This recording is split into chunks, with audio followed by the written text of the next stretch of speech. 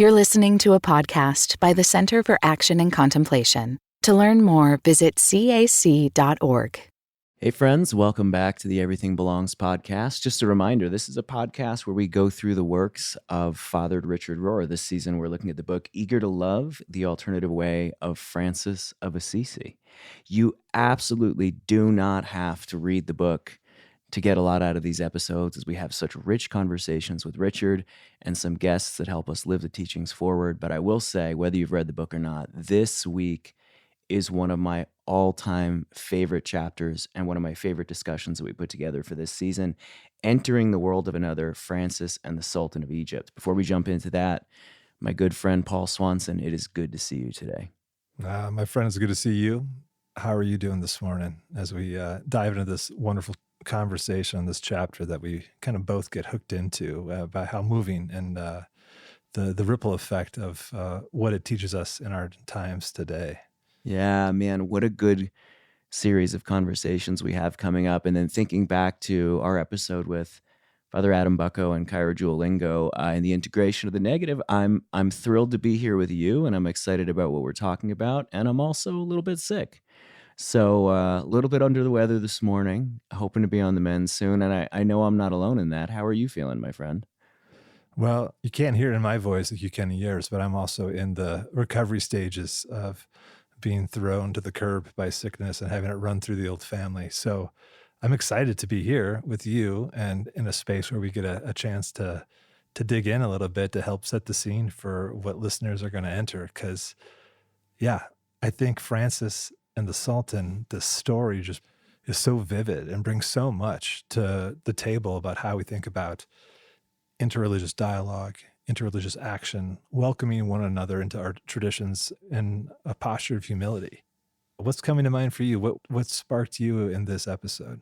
You know, Paul, I have to tell you, when we picked this book from before our first episode, I was looking forward to this chapter because I find this story so absolutely fascinating. I've seen icons that are so beautiful that show Francis and the Sultan of Egypt praying together or dancing together in prayer. And, you know, the story goes, Richard acknowledges this in the chapter, there's some historical debate about what actually happened. Once upon a time, if I remember the way Richard tells the story, people thought that Francis had gone to the Crusades. The Fifth Crusade was taking place. Francis went off to where the Crusaders were to try to convert the quote-unquote enemy forces, to convert the leader, the Sultan of the Islamic forces. And as I think what Richard claims is historians have sort of shifted their perspective and now believe, or at least at the time of Richard's writing, believe that Francis actually went to preach to the Crusaders, to tell them that he thought they were wrong. And, you know, the Crusades were a bit of a mess. The last Crusade had actually sacked Constantinople, which was a Christian city. The Eastern Orthodox still a little bent out of shape about that one, as they should be. And Francis was actually going to preach against war. And then when that didn't work out and they didn't listen, he just walks across the battlefield and ends up in this multi-day dialogue with the Sultan of Egypt. So I just couldn't wait to get into this. Did you know about this story before this chapter? I'm assuming you did. I only knew about it from Richard's storytelling before I had read this book, or he had written it, because I think the myth of it is just so instructive of the image of Francis self-critiquing his own group and calling them into question and following his own conscience to step into those kind of spaces where, you know, war fever is at large and the fog of war is happening. And there he is speaking to his own peoples, calling it into question. And I think the implications for that in our own time and space, there's a boldness in Francis that I would love to see embodied and lived out more in our own Christian sphere. Like, where is that happening? And knowing the risks of that while also befriending the supposed other. It's an interesting thing. So you could think about this chapter as interreligious dialogue, right? You have a Christian mystic and leader speaking to a Muslim mystic and leader, right? But there's another element of interreligious dialogue there too, right? Where you have a Christian teacher speaking against other Christians and challenging the way that they're interpreting their own faith. You have folks making war in the name of Christianity, and then you have Francis saying, no, you've lost the plot here. And I think that's inspiring, as you just said. I think we live at a moment in time, and I think Richard's done this for us really, really well and modeled this for us really, really well, where we need faith leaders in all our various world religions who are willing to stand up and speak for love against those who would use the trappings and the opportunities that religion provides for them to try to promote nationalism or war or domination of other people. So yeah, this is a good one, man. And I really appreciated how we got into that with Richard. It's just a good conversation at his house. Yeah. I know that I've heard such wonderful things about the conversation that you and Drew had with Brother Omid Safi. I would love to hear just a little snippet, any seed you can drop in the ground about what listeners can expect after the conversation with Richard. What struck you from that, circling around that conversation with Brother Omid? Well, I will say that I had heard such good things about Brother Omid. I'd read some of his work, and he's a dear friend of dear friends of mine. And so he stepped onto the call with us before we hit record, and we started chatting, and Dorothy, our producer, immediately was like, hey, we need to start recording, because everything that was being said was so good immediately. And you can hear in the tone and the timbre of his voice that he so embodies sort of this gentle teaching that he shares with us, which is gentle, but also very fierce in its willingness to preach love against violence. I think he has this great book, Radical Love, Teachings from the Islamic Mystical Tradition, and it's a bunch of different translations. But in the intro, there's this one sentence that I'm still meditating on. The path of radical love is the path that leads to God, as well as the path that God walks. And it's just so simple.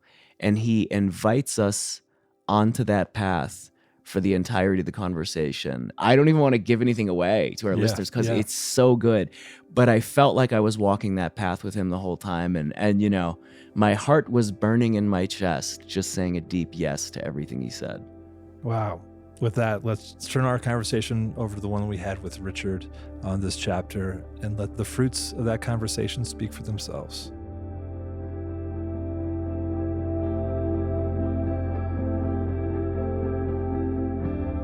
From the Center for Action and Contemplation, I'm Mike Petrow. I'm Paul Swanson. And I'm Drew Jackson. And this is Everything Belongs.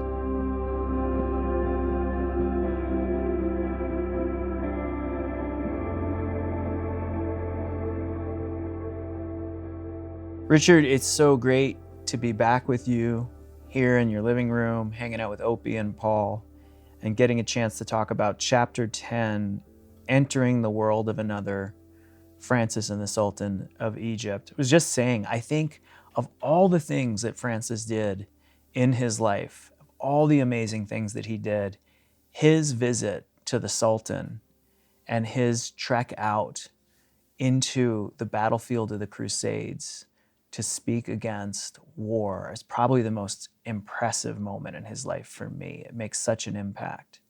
And so in this episode, we're going to get a chance to chat with you about these two things, about interreligious dialogue, about reaching across the difference of faiths and having communication, and also speaking into violence and conflict. To start with the first one, Richard, I have to ask, in your own life, when you were growing up, when did you first encounter religious ideas that were different than yours? Boy, that's a good question. Whenever it happened, I was unprepared to think that way. Just growing up in my own little Catholic Christian ghetto in Kansas, where I had all my early religious experience, and where you have your own, you tend to absolutize it. Well, everybody has to have it this way. Yeah. When did that first? I think it might have been, at least this is what comes to mind now. It isn't real dramatic, but I did some hospital work in my years of theology in Dayton, Ohio, St. Elizabeth's Hospital. I remember meeting people who I soon found out were not Catholic, were not Christian, but who were in many ways more impressive as believers, more loving, more accepting, more kind even to me. And it shook my paradigm of what is salvation about. These people show the evidence of being liberated from themselves, liberated for a larger God. I was so fortunate that that happened while I was studying theology and while the Second Vatican Council put out its document on non-Christian religions. Yeah, that was the Second Vatican Council. That was a game changer in how Game changer. how Christianity could think about other faiths. And 50 years later, a lot of Catholics haven't read it. Well, so for our listeners who might not be familiar with that, what's the shift with Vatican II where how we think about other religions and other faiths? Well, without giving up, it's our love of Jesus and the Gospels. It's still said that in each religion there are myths and stories and symbols that approach the divine, each in a different way, and we need to respect them. In the 1960s, that was a huge step forward. Just to show honor, we need to respect. I remember the paragraph on Hinduism in particular, many gods and myths that show profound encounters with the divine. Yeah. Why would you not listen to that? I'm sorry I don't have it right here, right now. No, that's great. You can go read the document Nostra Aetate, Our Times. Well, and of course, when we say myths, we don't mean things that are untrue, but No, things that that's can be true without having to be literal. Richard, so in your career, you've dialogued with leaders from other faiths, and you also strike me as someone who's learned from other faiths and traditions. Would you be willing to share with us a few examples of where you think you've really learned from something outside of Christianity, like the Bhagavad Gita or another spiritual teacher?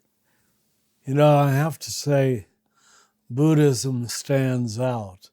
But apart from that, I'd like to point out a way we don't think. Judaism stands out. Yeah. Right. We are not Jewish, and yet we're the children of Judaism. And that the structure of the Bible itself, by incorporating what we call the Old Testament, we are already honoring another world religion. It's encased in our sacred scripture. It's a permanent standing statement about respecting other religions. Unless we want to cut out 2/3 of the Bible, we better honor other religions. Yeah. There it is, Judaism, Well, our grandparent in faith. that's so brilliant. And so many folks don't know, and nor should they have to, it's not their job, how much the Hebrew Bible itself references other traditions There and you other go. religions Go and back other myths from a the further culture. step. Yeah. And that we've only become aware of with modern scholarship. Yeah. About how many ancient myths are being quoted in the Old Testament. Yeah. And not plagiarizing. The ancient readers would have known that. Better than we did. That's right. Well, and Paul, I'd love to hear your thoughts on this, especially. It's interesting to think about that. And even I think about Islam, which also considers itself the religion of Abraham and therefore would be sort of a sibling to Christianity and Judaism. And yet we've seen how the failure of interreligious dialogue has created so much conflict. Yeah. Even leading up to the Crusades that were happening in Yes. Francis' time.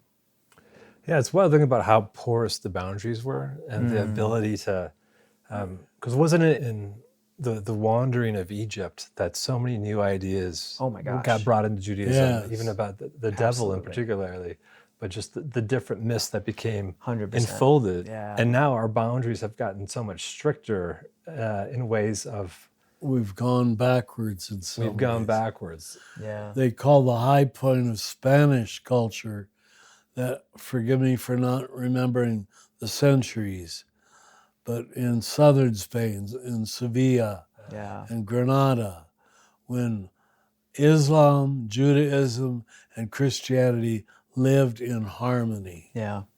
There's no other parallel to it. Yeah. Yeah. And And yet Spanish Catholicism ends up being so tyrannical later. Later. Appreciate what you said there about Egypt, because in the Hebrew Bible you have characters that go down to Egypt, and Egypt was a spiritual and an intellectual crossroads. Or even in the story of Jesus, people talk about the lost years of Jesus. Did Jesus go to India to study? How did Jesus have such a sophisticated worldview? And the story tells us Jesus went to Egypt, where you'd have found Alexandria, which was the intellectual and spiritual crossroads of the world. Yeah. So it's amazing to me that we then find Francis moving going down back to Egypt again. Yeah. The most ancient empire. Yeah. Wow. Yeah, it's amazing for us to look at this. And I think, part of hopefully we're entering this new age of flourishing, of respect, curiosity about religions that are other than our origin religion, and how we are conversation and relationship, and in practice as it's welcome across traditions. And this is something where I feel like, looking at the life of Francis, he's continually moving beyond a comfort zone. Whether it's first with his father, where he moves beyond that relationship, beyond himself with the leper, moving beyond his class down to the lower class, and then eventually moving beyond even his own kind of country or religion's crusade, and crossing that boundary and moving beyond what was the supposed barrier for him. And he goes out into Egypt to go meet with the Sultan. And you open and close this chapter with a quote from Francis. I'm going to read here real quick.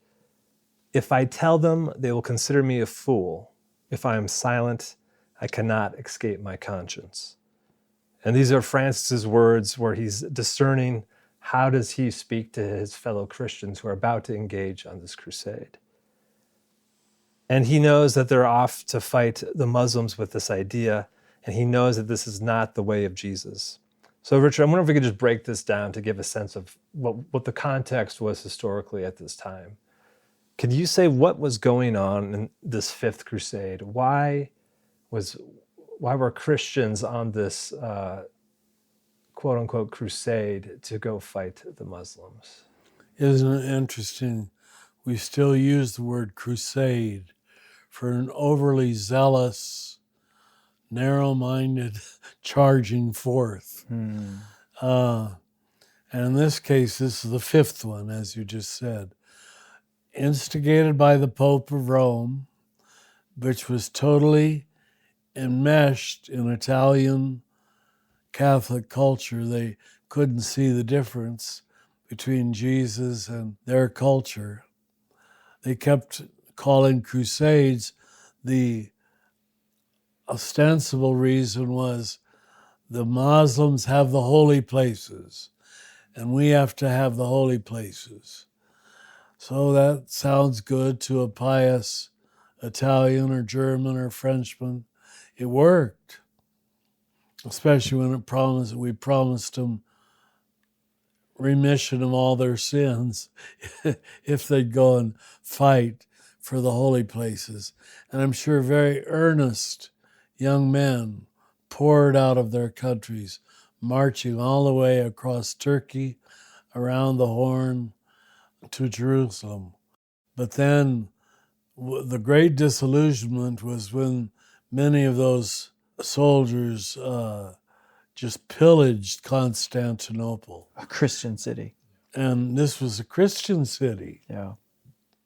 So we clearly didn't know the nonviolent teaching of Jesus. And that has not been forgotten to this day, how Western Christians treated Eastern Christians. Oh yeah, Eastern Orthodox folks have a thing. Yes, yeah, you would know that. And their disillusionment with us is deserved. But then we marched on from there to what we call the Holy Land and tried to liberate it in a most unholy way. The nonviolent teaching of Jesus, even though it's totally upfront and clear in the Sermon on the Mount, had not developed in the Western Church.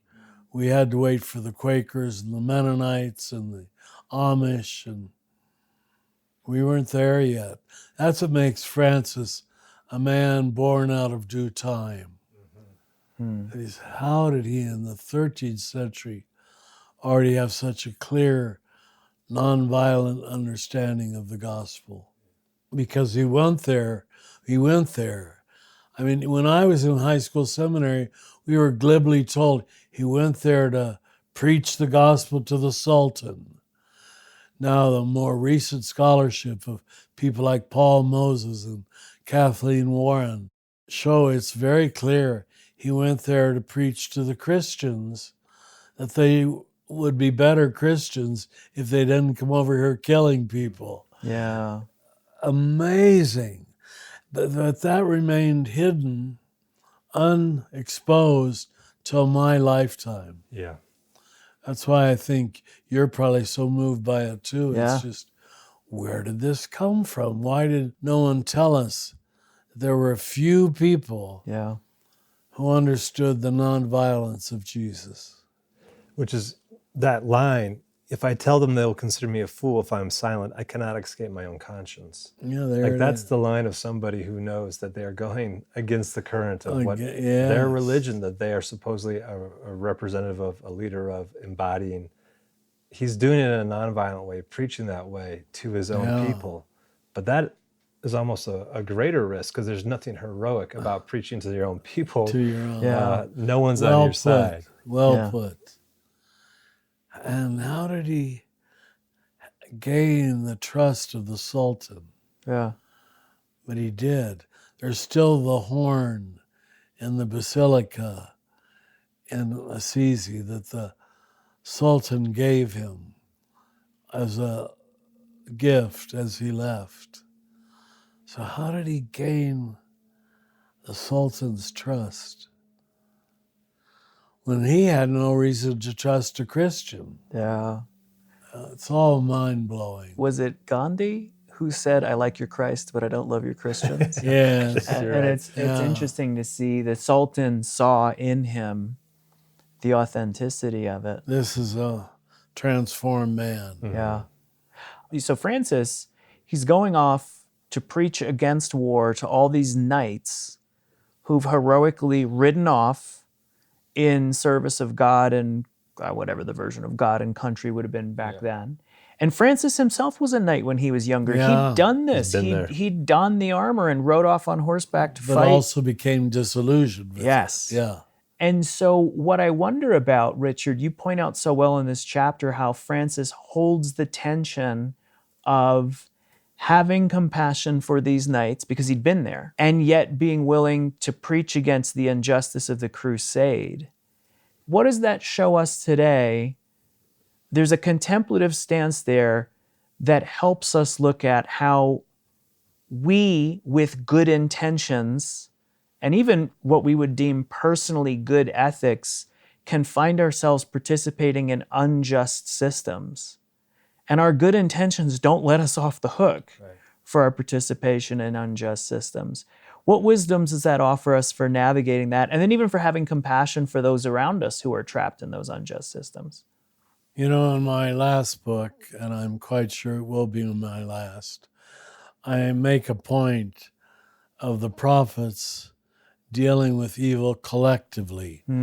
They don't waste much time. John the Baptist does, but he isn't a mature prophet like most of those in the Old Testament. They always address the collective. You're familiar with you Chorazin, you Capharnaum, you Bethsaida, you Jerusalem. They address the mood of the country or of the city. I think there's 34 towns or regions in the book of Moses. and not a single naming of an individual. It's a completely different approach to evil than you and I have been raised in, calling out bad politicians.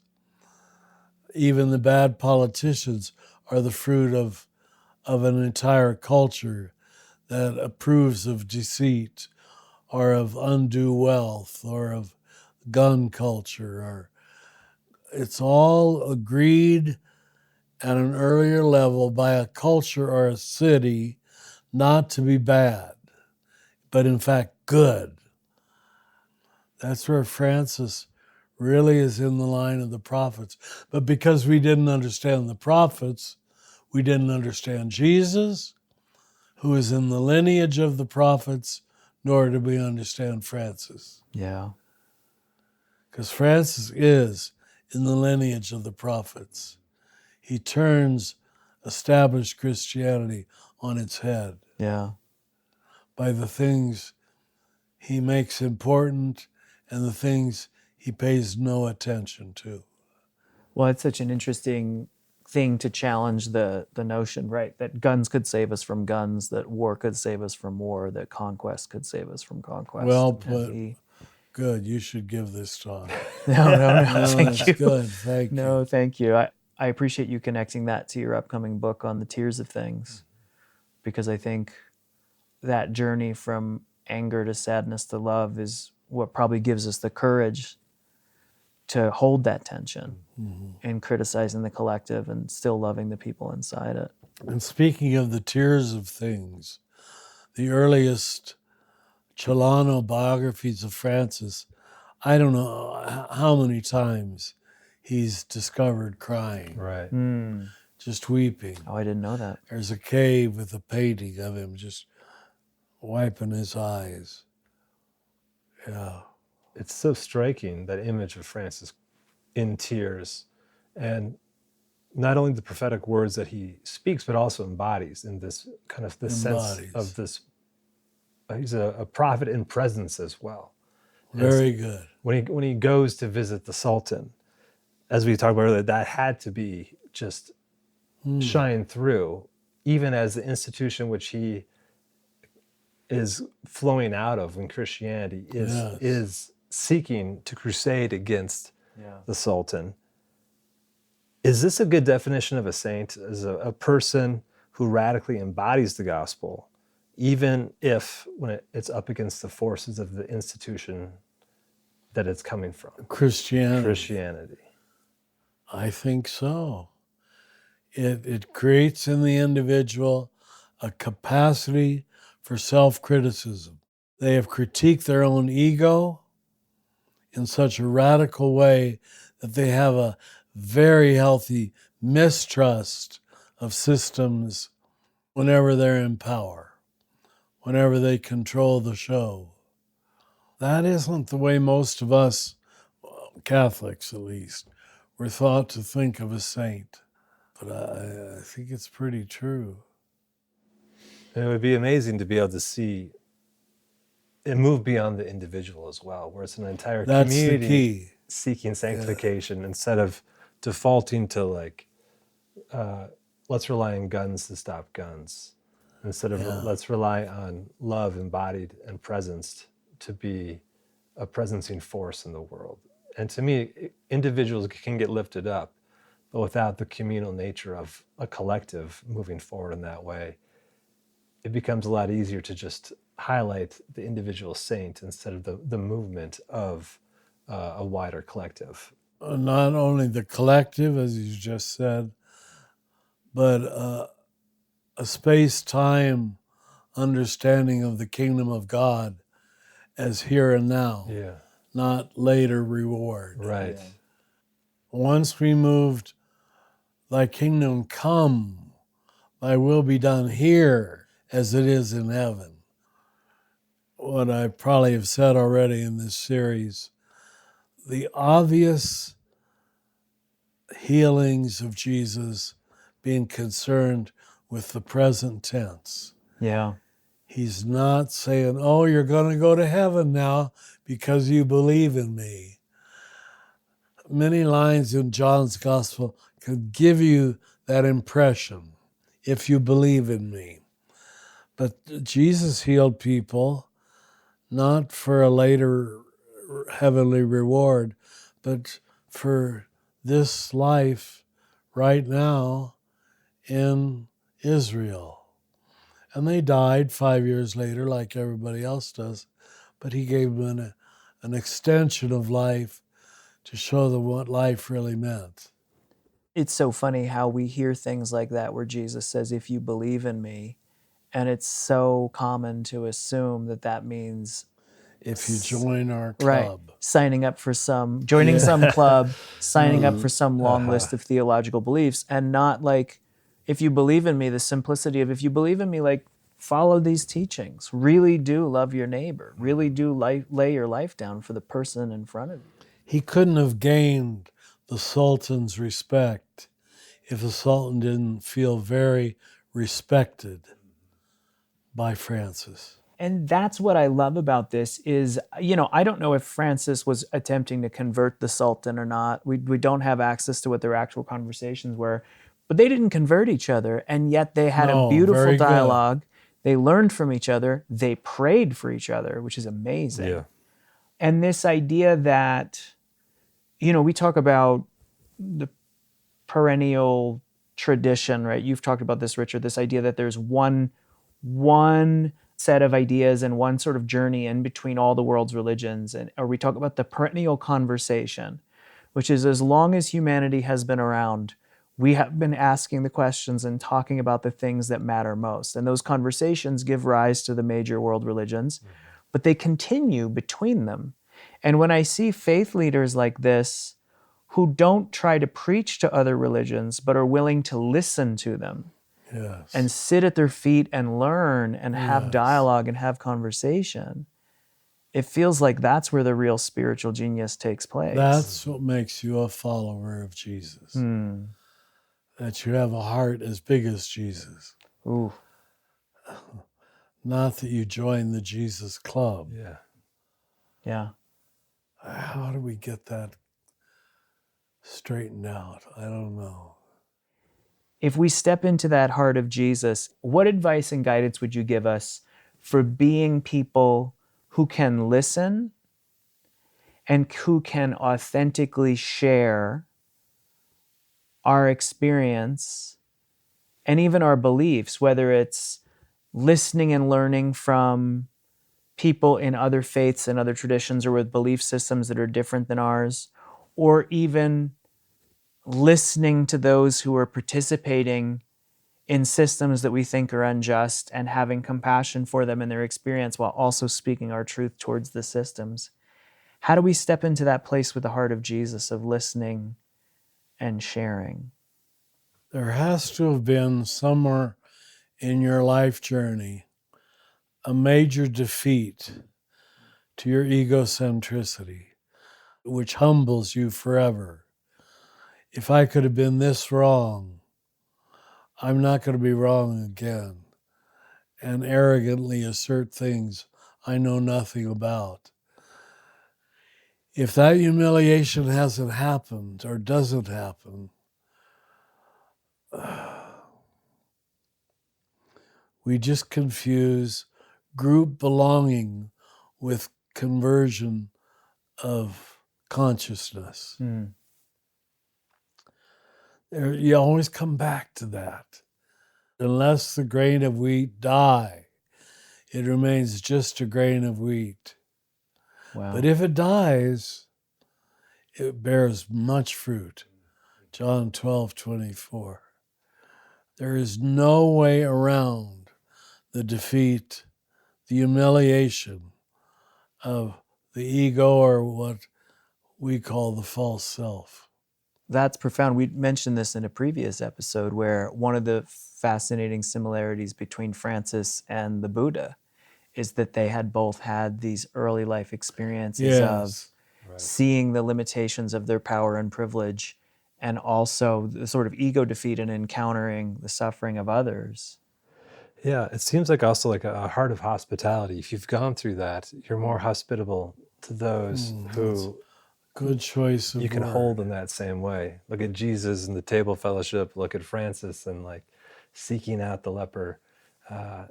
Those are modalities of hospitality that I think we can learn from and draw from in our own Lovely. engagement. You guys get it. Thank you. Thank you, Richard. It's been a treat. This has been great. Thank you. This is one of my favorite conversations we've had so far this season. You Thank say that every week. I know, they just keep getting better, but this really is. This is a good one.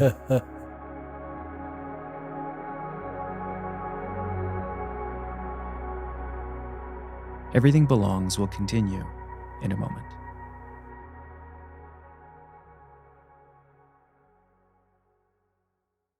Many of us feel increasing anger at injustice, violence, and indifference in our world today. Join us March 14th for What Do I Do with My Anger? An online gathering featuring Richard Rohr and Brian McLaren. Learn ways of transforming anger into loving action. Inspired by Father Richard's new book, The Tears of Things. Register today at cac.org/anger. That's cac.org/anger. What does it mean to embody salt and light? In 2025, Richard Rohr's daily meditations turn to Jesus' timeless metaphor for reflecting love into the world. Amid this season of uncertainty, join us in living with trust, being salt and light. For 18 years, the daily meditations have inspired thousands of readers like you. Subscribe today at cac.org/saltlight2025. That's cac.org/SALTLIGHT2025.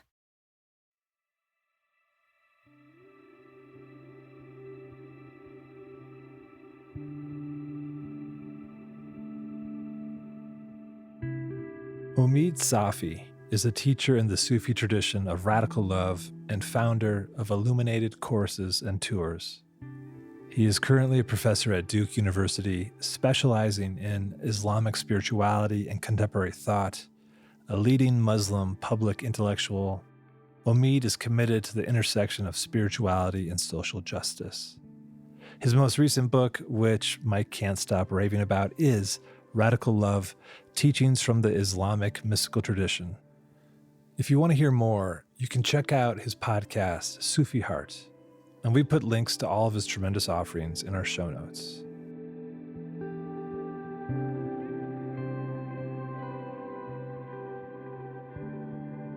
Oh my gosh. Welcome everyone again to the Everything Belongs podcast. Drew Jackson, great to be here with you again, my friend. As always, Mike, so good to be here. Oh my gosh, I am so overwhelmingly thrilled about our guest today.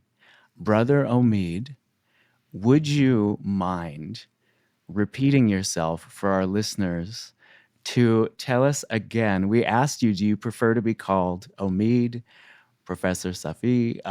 And you shared this beautiful insight with us about John and what it means. I'll just let you take it from there. That was so wonderful. Yeah, thank you very, very much. And it's really lovely to be with you and with your community. So in much of the East, there is an affectionate suffix that is added to people's names, people who are dear to you, or you hope they might come to be dear to you, and it's the suffix John, just like the American name John, and John means soul, soul, or even life force. And everything has a soul. And, so you would be Mike John and Drew John. And, almost anybody who's dear to me calls me Omid John. And it's basically the idea both that in our encounter, maybe much like the encounter that we may touch upon today between St. Francis and the Sultan, we are striving to see, yes, our physical form, which is itself blessed, but also the soul, that this is a soul-to-soul encounter, and that, this person not only has a life and a precious, one wild and beautiful life, but also that in some ways they've become so dear to us that they're like the life force that sustains us. That is absolutely gorgeous. And may it be so in our conversation today. Yes. Omid John, if I may, if I'm using it correctly. Please, perfectly. I have to tell you, I've just returned from a week in the desert. I've taken my annual retreat out in the cold and the sand and the stars. And your collection of translations from the mystical tradition of Islam was my companion while I was out in the desert. So thank you so much. What a gift. Thank you for taking me along to that wonderful theater of the divine qualities that our Master Jesus and our Master Muhammad and so many of the great sages have gone to in order to go within. Oh, it's so rich. I mean, reading texts from the desert in the desert is something else. And you know, the title of your translation says it all, Radical Love. I love this statement. In the introduction, you say, the path of radical love is the path that leads to God, as well as the path that God walks. That is awesome. And later you write, as Rumi says, it is through this radical love that the bitter becomes sweet, the thorn turns into a rose, the pain contains healing, and the dead come to life. And wow, I read that and I thought, gosh, I could close the book and meditate on that for the rest of the week. Just to kick us off, is there anything you would be willing to share with us today about how love is the beating heart of Islam and of God? Not even just the beating heart of God, the very essence of God, the whole of God, and a God who doesn't show up in this world as love and as loving may not be God. It might be the other guy. Yeah, Wow. I shared something with some of my friends yesterday that some of these words like God are quite ubiquitous and they roll off the tongues of people quite easily at times from people in very prominent corridors of power. And when you hear that G word, you want to pay very close attention to where's the love and where does that love show up and how far and high and deep does that love extend? Does it roll down like waves towards those who at the moment find themselves weak and vulnerable? So the love that we're speaking of here is really God in action. It's really God moving through this world. And in saying that, this love is very much at the very heart of the Islamic tradition, is not to make any kind of a claim on exclusivity. Religion is not the game of Monopoly. You don't get to build hotels on the land of love and charge people rent because they've landed on love. No, I think it's the deeper you go and the more we drink from the depth of any of the world's great spiritual traditions, it just makes you recognize it when you come in touch with it in a parallel tradition. I love that so much. There's a story in the Gospels which is very near and dear to my heart. And in it, two of Jesus' disciples are walking down the road, and a man comes and joins them. And they walk for a while and they talk about scriptures and they talk about the divine mysteries.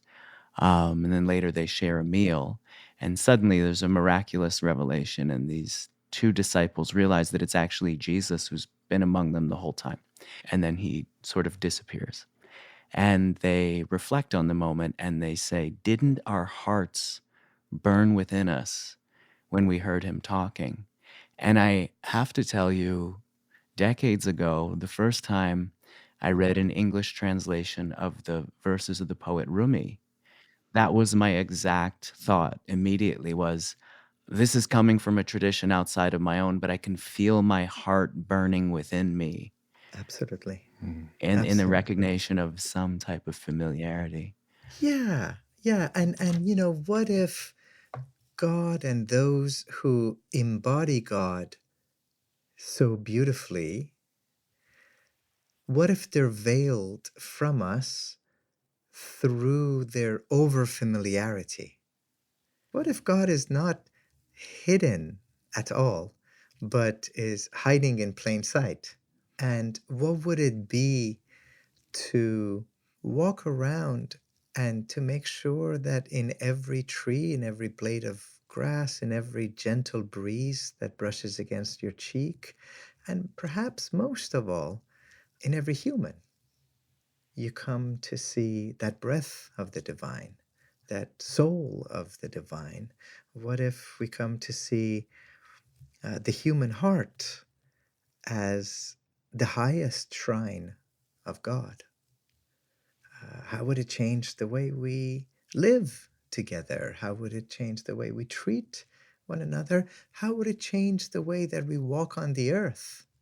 And I think that, the more our ethics and our contemplative life feed into each other, forth and back and forth, the more luminous all of it becomes. I am such a lover of all the different traditions that build on the poetry of the Song of Songs as a great mystical revelation. And this idea that divine love comes to us in human relationships, and human relationships point us to divine love, and divine love makes human relationships matter. And what I'm hearing you say, what is it about this love poetry that comes to us, especially in a poet like Rumi, that makes the intimate love right in front of us divine, and then also so much bigger? Does that question make sense? Oh, it's such a beautiful, beautiful, beautiful question. And I love the Song of Songs. If you talked about having so beautifully taken this set of teachings that I was honored to be associated with, the book Radical Love Into the Desert with You, there are two saintly beings who grace the cover of that book. There were two friends, one of them a teacher, one of them a seeker, but they're friends. And one of them, the older one, he writes the first book that we have in Islam on this tradition of radical love. And he is not some marginal figure. 200 years before we have an Oxford or a Cambridge, the greatest university in the world was in the city of Baghdad, in what is today Iraq. And this scholar was their most famous, most distinguished scholar, and a lover of God, and a lover of humanity, and a poet, and a sage, and a mystic, and. And in this book that he writes on radical love, he begins it by saying, some of my friends have asked me to write them a book on radical love, and I agreed on one condition, that you will never again divide love into the love of God and the love of humanity, for you realize that love is one. And you cannot love God without loving humanity, nor can you love humanity without loving God. Love is of one essence. And he says, as long as we're all in agreement on that, then I'll tell you about love. And I think that's such a beautiful, beautiful starting place. What you just said, Brother Omid, reminds me of a quote from the poet Jericho Brown in his work, The Tradition, where in one of his poems, he starts by saying, I begin with love, hoping to end there. That's right. And I sit with that line often, that love is the beginning point, it is the ending point, the Alpha, the Omega, it's all of it. Isn't that so lovely? Isn't that so lovely? Because, the ends are usually prefigured in the beginnings. Mm. And there's this wonderful, wonderful statement that Muslims say when the news is brought to us that somebody has finished their earthly journey, or to put it in American English, that they've died. Uh, and what is said is, "Inna lillah wa inna ilayhi raji'un." We are always in every breath coming from God, and we're always in every breath returning to God. And if God is, as the Bible and as Rumi and all these sages agree, if God is love and if love is God, we come from love and we're always returning to love. And here we are in this tiny short period of time between coming from love and returning to love. And how do we want to spend these few breaths? Beautiful. And I was so excited to be in conversation with you, Brother Omid, and because I know that you are a lover of poetry. And as Mike knows and our listeners know, outside of the work that I do here at CAC, I'm a poet. And one of my primary interests is language and how language works. Or to say it another way, what work language is doing in the world and in the space between us. I assume that given your immersion in the world of poetry and translation, you might say something similar. One of my dear friends, the poet Padre Gotuma, he's doing a lot of work around poetry and conflict resolution, seeking to understand whether poetry can help conflicted groups focus the language of their disagreement into more fruitful exchange. And so I wanted to ask you, Brother Omid, do you think the language of poetry can help us navigate the often conflicted space between religious identities? And if so, like, what do you think that might look like? Oh, what a timely question. You know, my dear, wonderful brother Drew John, there's a part of me on the good days of the week that, not as a way of evading a question, but as a way of reminding us that other worlds are possible. I do want to insist that I fundamentally do not believe that there is religious conflict and tension in this world. There's conflict in this world. There's genocide in this world. We've been watching it for a year and a half. I don't care what name you put on it. There is racism. There is starvation, intentional starvation of people. There's occupation. There's lots of hideous things happening. I think that's ego, and that's greed, and that's selfishness, and that's putting the small self individually and communally and nationally and racially on the throne of wrong, and to put, as Brother Martin used to say, to put the right forever on the scaffold. Greed and ego and hatred loves to do, I think the cool kids today call it cosplay.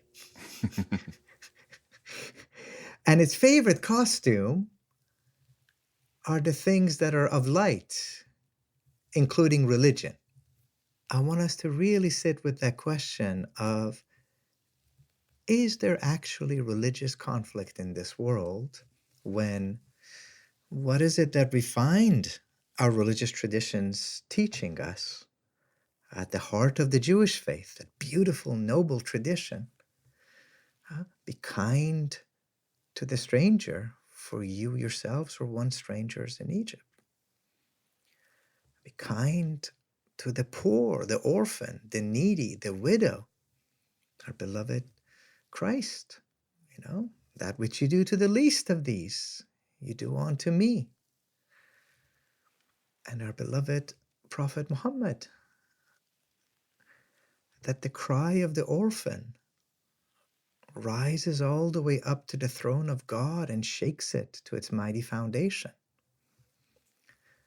These folks are drinking from the same fountain. Mm-hmm. They're bathed in the same light. So I do want us to be able to discern the meaning of that beautiful prayer of the Prophet Muhammad when he says, "My Lord, allow us to see things as they are in you. Allow us to see things as they are in truth." And just because ego and greed and hatred are doing cosplay as religion, I don't want us to give it that much credit. Mm-hmm.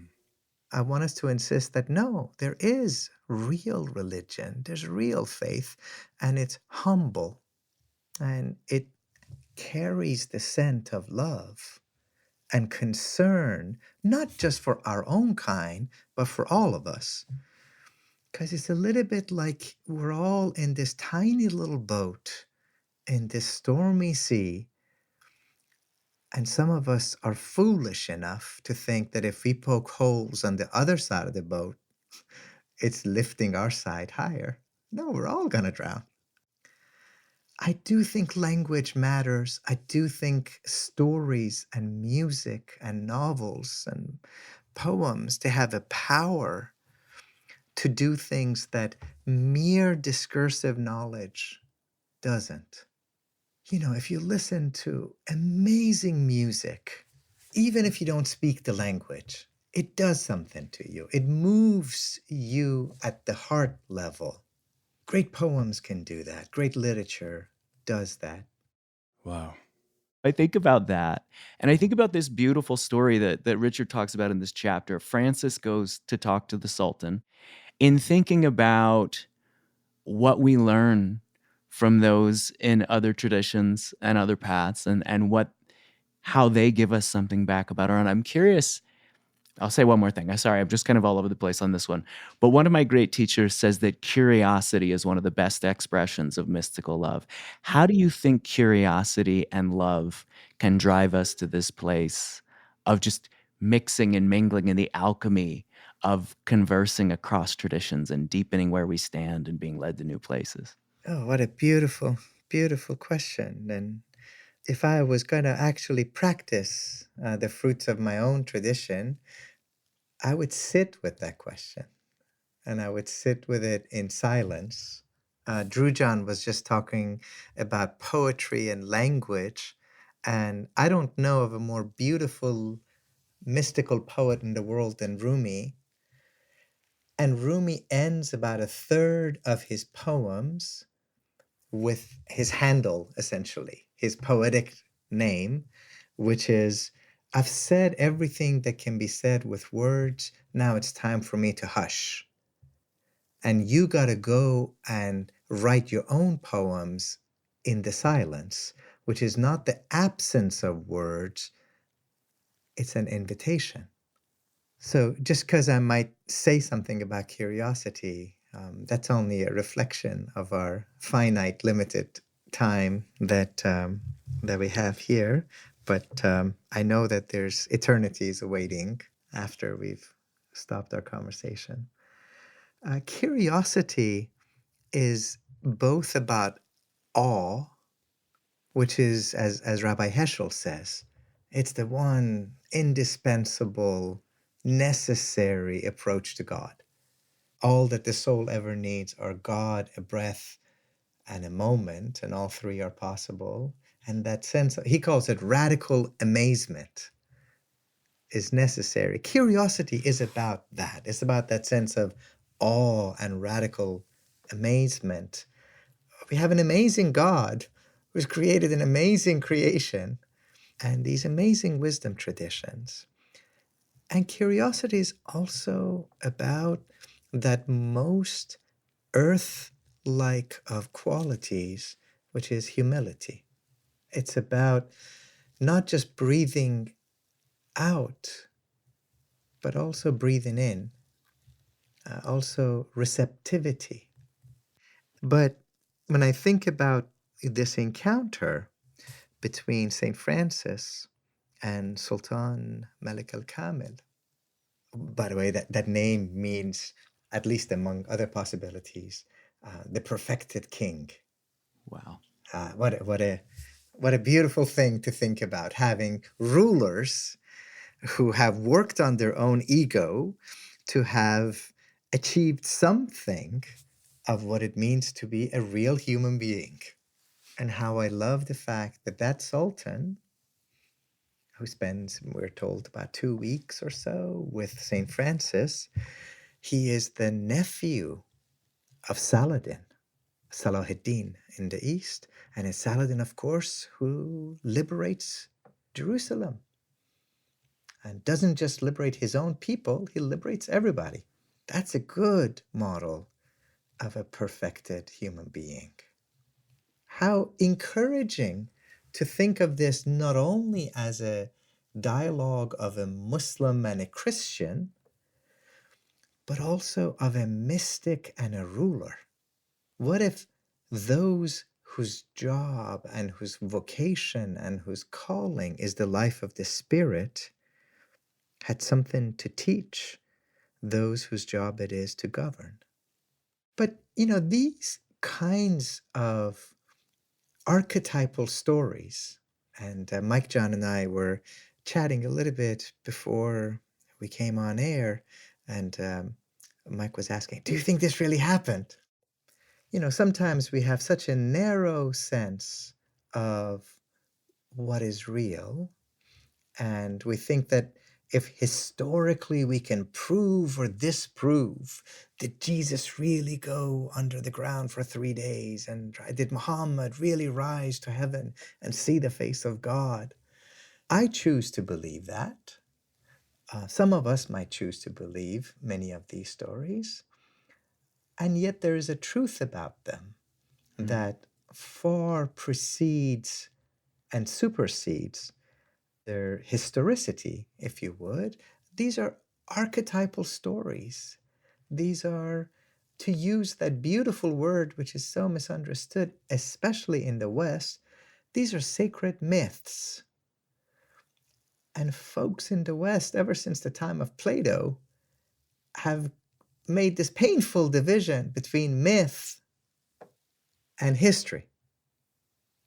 When that great Rumi, when he dies, and they're carrying his body to the cemetery, the Sultan who's presiding over this funeral, he notices that the Jewish community and the Christian community are also marching behind the coffin. And he's very puzzled because Rumi was, of course, a Muslim sage, though his heart was as open as the ocean. And he had very close friends, especially from the Christian contemplative community. They used to meditate together. And so he calls them over and he says, well, I know why we're crying, because we feel like another gate to heaven is closed for us. He is with the beloved. We're not worried about Rumi. We're worried about us. But why are you crying? And, the Jewish community says, well, we never thought we would see another one who would so beautifully embody what we've seen in Moses. And the Christians say, we never would imagine we would see a second Christ. But when we look at him, we feel like all the love and all the compassion that we had ever come to see in Christ, we're also seeing in him. And note, neither one of them says, and therefore we became Muslim, right? They stay in the particularity of their own community, but they recognize that light is light, and water is water, and love is love, and God erupts. And a volcano doesn't stay in one track, and neither does God's grace.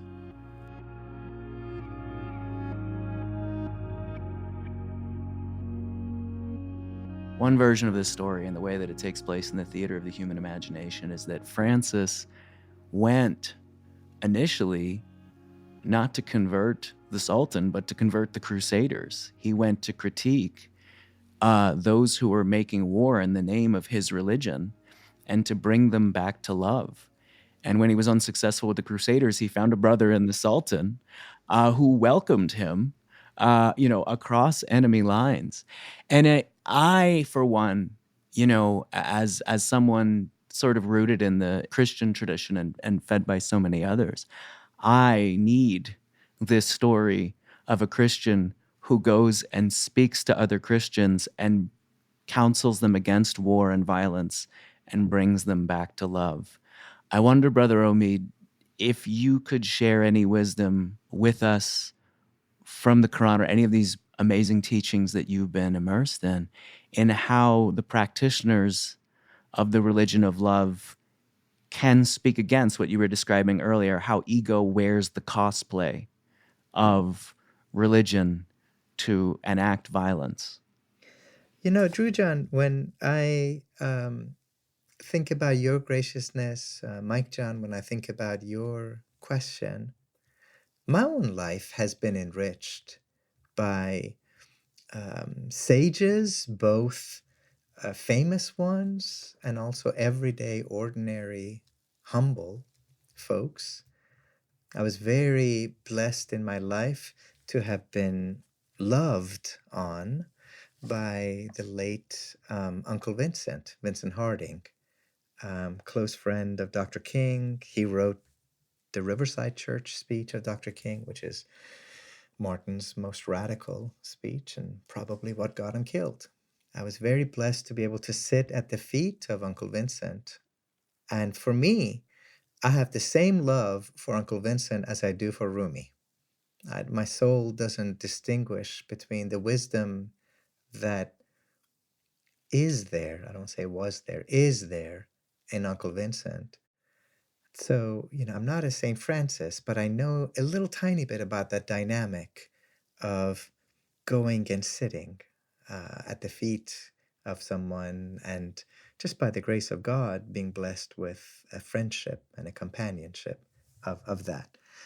Mike John, I think the one thing that I would say, now 35 years or so into this calling and this work, I'm not sure that speaking against racism and violence and hatred actually work. We got to call people to something, for something.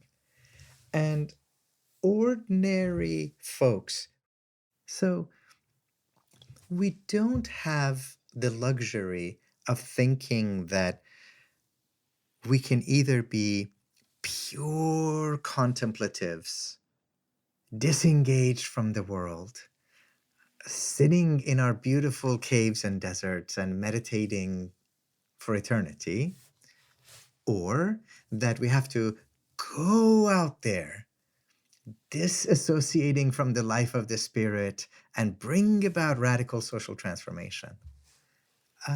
No, if God is an ocean, then the change and transformation rooted in God also has to be like an ocean. There have to be waves that come to the shore and then go back to the depth of the ocean. The heart is this way. The heart contracts and then it expands. The breath is this way. We take a breath in, it rejuvenates us, and then it's released and it rolls over the hills and the trees and mingles with all of the birds and the animals.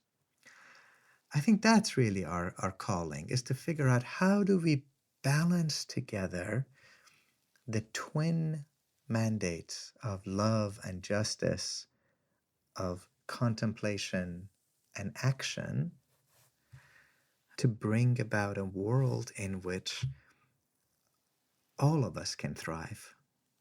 As we, bring our conversation to a close, I want to come back to the intro of your book, Radical Love. And there's one passage that's just been sticking with me, where you talk about the idea of mingling love in your translation of Rumi's poem.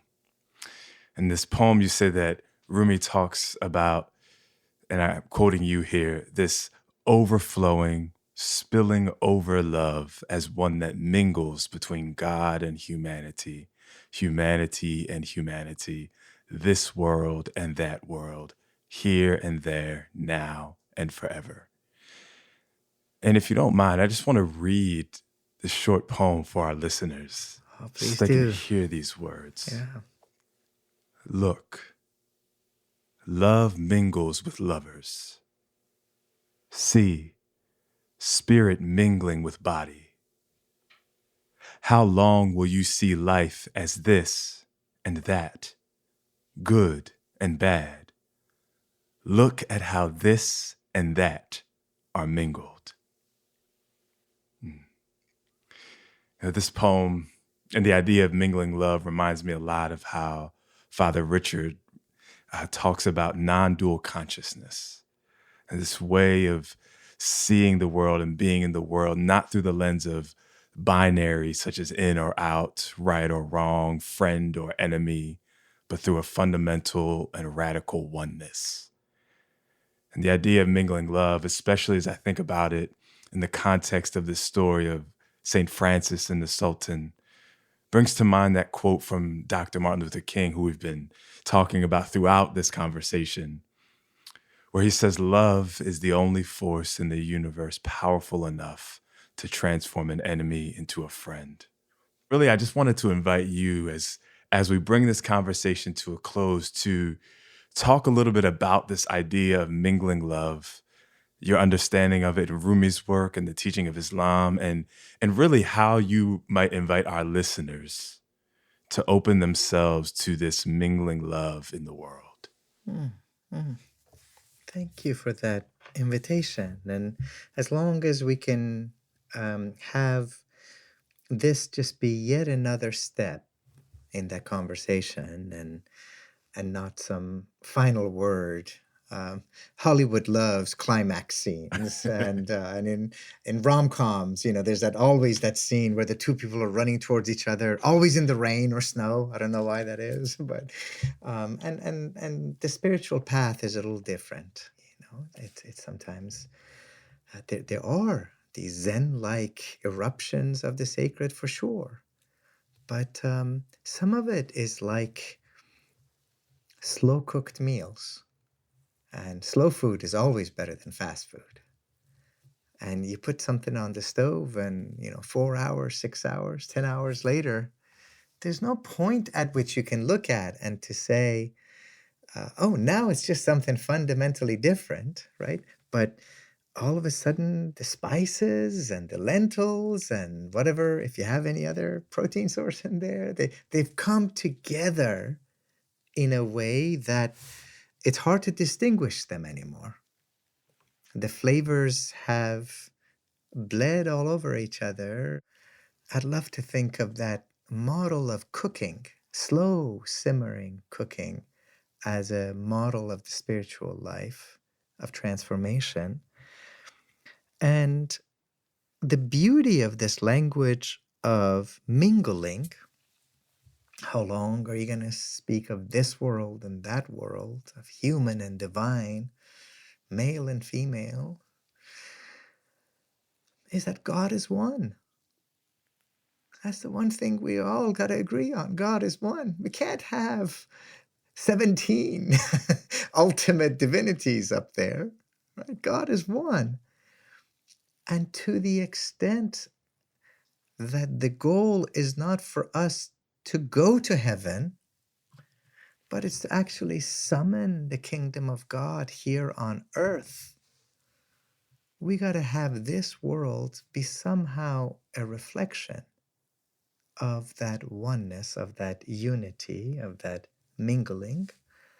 I think before I give in to not silence, but hushing and letting us stay in this sweet conversation, I want to also honor the fact that this is also an age of despair for a lot of people. And it's a time of exhaustion of the heart. And Rumi has this short little quatrain, and I take heart from it. I take comfort in it. And he says, I know you're tired. And every time I read it, I'm like, yes. It's like, I'm tired of seeing the world be as it is and not as it ought to be. I'm tired of us humans killing other people's babies. I'm tired of the rich oppressing the poor, of men oppressing women. He says, I know you're tired. Come, this is the way. And I think there's something about that clarity that this path of love is the way.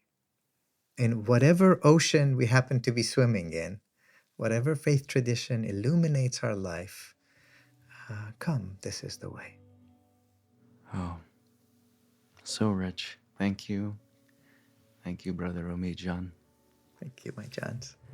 A gifted meeting. And yeah, I'll be thinking about this for a long time. Thank you for joining us on the Everything Belongs podcast. You're welcome.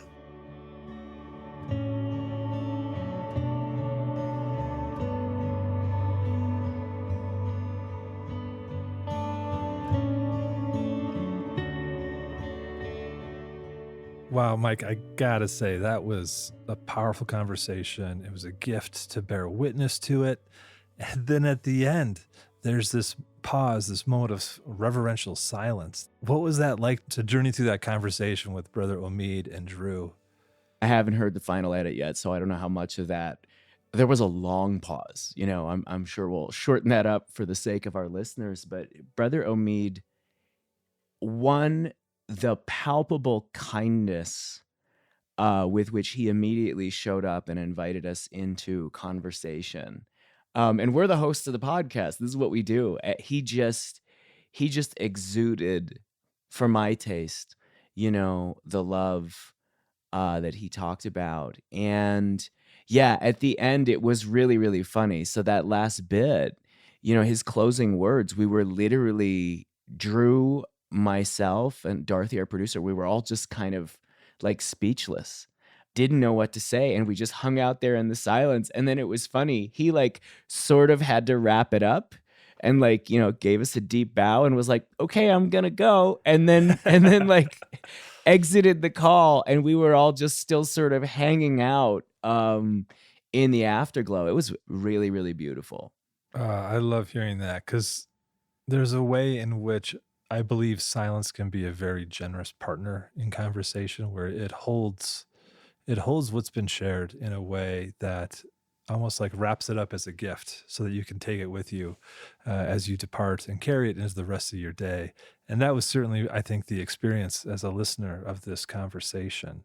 What else kind of comes to mind to you as you think about the things that you're going to carry with from this conversation into your day-to-day life and practice? I appreciated Brother Omid bringing us back to this, like, I'm not giving you an answer. That's my paraphrase of his words. This is a conversation, and we're all participants in it, and the conversation continues. Reflecting on this marvelous encounter between Francis and the Sultan, and being reminded that every encounter we have every day, I think, can be like that if we choose to see it through the eyes of love. You know, at the top of the episode, I read this little quote that I love from his book, and it's so tiny, but it's so poignant. The path of radical love is the path that leads to God, as well as the path that God walks. And this notion that we get to walk that path to God and with each other, and that we're all just sort of walking side by side, having these conversations in good times and bad times, kind of encouraging each other forward to love. And when we lose the way, encouraging each other back to love. That's my kind of takeaway right now, is how do I keep going back to that path of love? I think that is a incredible invitation for all those listening to consider.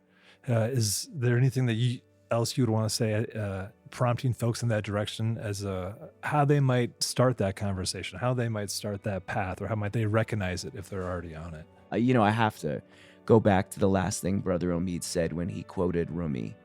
And I feel like so many of our listeners relate to this little poem that says, I know you're tired. And you can hear it in my voice, Paul, I'm tired, right? And I know you're tired. And it's a moment in time in the world where so many of us are tired. But the poem says, I know you're tired, but come, this is the way. And the way is the path of love. May we all, no matter how exhausted we are, find the strength and the courage to keep on walking on the path of love and keep inviting others back to it.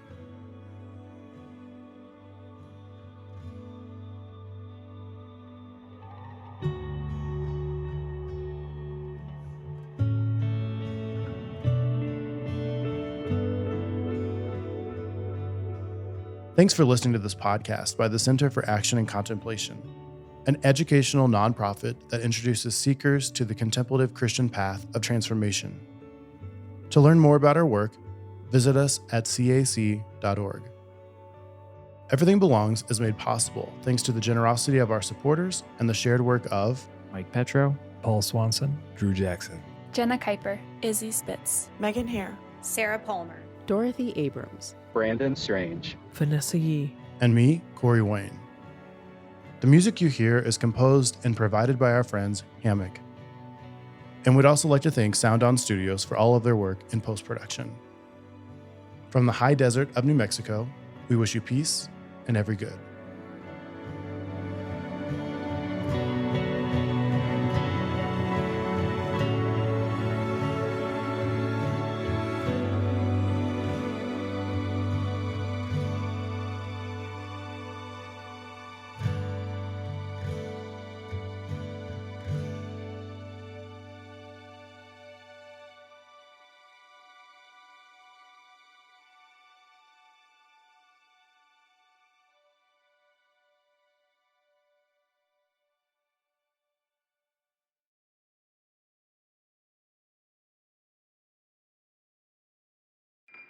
Do you feel called to walk a more contemplative path?